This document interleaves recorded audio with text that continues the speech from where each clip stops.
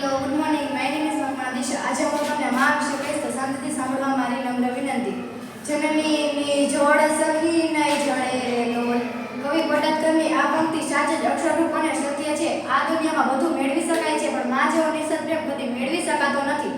ઈશ્વર દરેક જગ્યાએ પહોંચી શકતા નથી, એટલે તેમને આ પૃથ્વી પર માનું સર્જન કર્યું છે. પ્રેમ અને કરુણાની મૂર્તિ માં.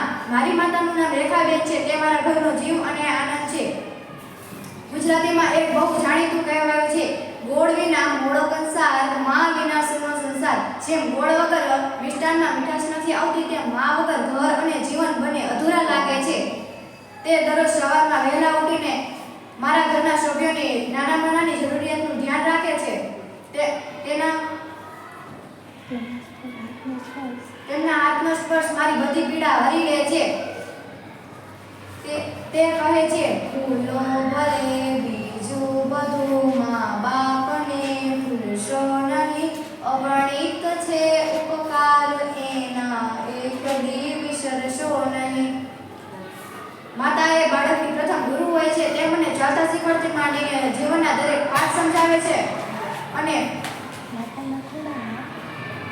માતાના ખોળામાં જે સુખ અને શાંતિ છે, તે દુનિયાના કોઈ પણ ખૂણે મળતી નથી.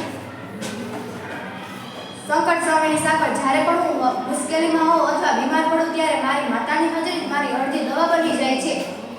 મારી માતાનો સ્પર્શ મારી બધી પીડા હરી લે છે. તેના આશીર્વાદમાં એટલી તાકાત છે, જે મારો આખો દિવસ ખૂબ જ સુંદર બનાવી દે છે. અને અંતમાં એટલું જ કહીશ કે માં તેમાં બીજા બધા પગલાના વા. ભગવાન પાસે મારી એ જ પ્રાર્થના છે કે દુનિયાની દરેક માઓને સુખ અને શાંતિ અર્પે, અને હું મારી માતાને ખૂબ પ્રેમ